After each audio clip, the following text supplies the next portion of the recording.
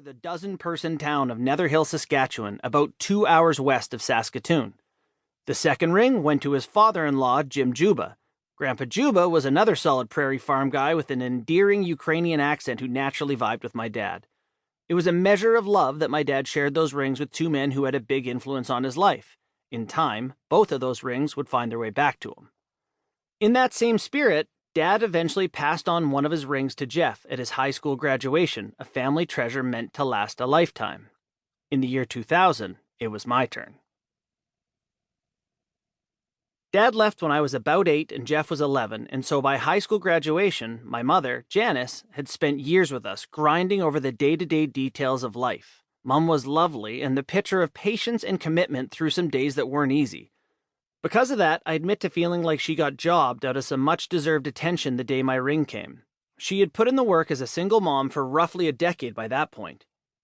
It was in June and at my high school graduation, an event I see as a triumph over the mundane details of daily life, when a day known for celebrating the rote turned its attention to the rare. It was a substantial piece of gold with 2 sizable diamonds to represent the second Islanders Cup, set in the middle of an Islander blue stone, and it instantly became the star of the show.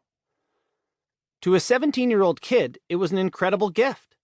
You might think the weight of something like that could crush a kid that age, particularly one with some hockey aspirations, but not for a second did I consider it something to live up to. It was so far beyond where I was in the sport that it didn't even feel like it was earned in the same field. I wasn't on track for the draft. I didn't even know when that was. I was off to see if I could crack a junior A team, I did not that first summer, with the grand end goal of having some university pay for my education. That I did eventually manage to accomplish. Maybe it would have been different had I grown up in a house with my dad, or had he coached my hockey teams or something along the way, but the field in which that ring was earned somehow felt entirely separate from whatever it was I was doing. I was beyond proud to have it. That generosity and connection meant a lot then, but even more later. Life after hockey had not been easy for my dad. A variety of factors affected his life, his demeanor, and his personality. Concussions and alcohol are a part of that story. He'd tell you the same. And good luck untangling which to hold accountable for what. It's also well established that children of alcoholics have a much greater likelihood of developing their own issues with alcohol. Let's just say, if your father is both an alcoholic and a Stanley Cup winner, your odds of following in his footsteps down one path is far more likely than down the other. If life ever leads you to the epiphany that it's time to boil a frog, apparently there are some loose guidelines to help you on your way. I'm told that if you boil the water first, then drop the amphibian in, it will jump directly out. The contrast from its previous normal is just too much. But if you put one in a pot on the stove and turn the heat up ever so slowly, a degree at a time, it won't notice the temperature increases, and before you know it, voila, you've made frog legs. That seems relevant when discussing my relationship with Dad in the years after he retired. Intermittent incidents became part of the increasing temperature of the water, and I never jumped out, strange as that might have seemed for those on the outside. I probably looked like the frog in the water, continuing to put up with the ever-rising heat, even if just a degree at a time. I assure you, though, that wasn't the case.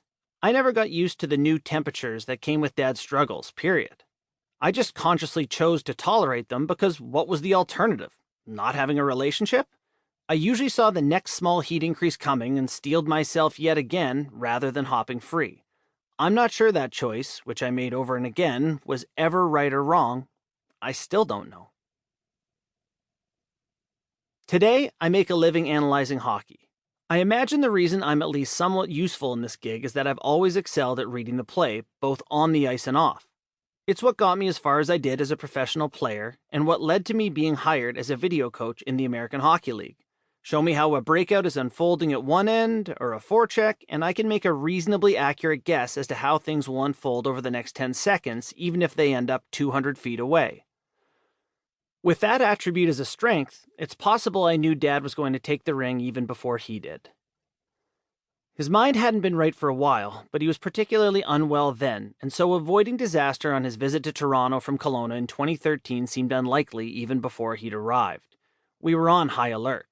But the odd range of what could go sideways didn't hit me until we were 5 steps inside my apartment and he asked...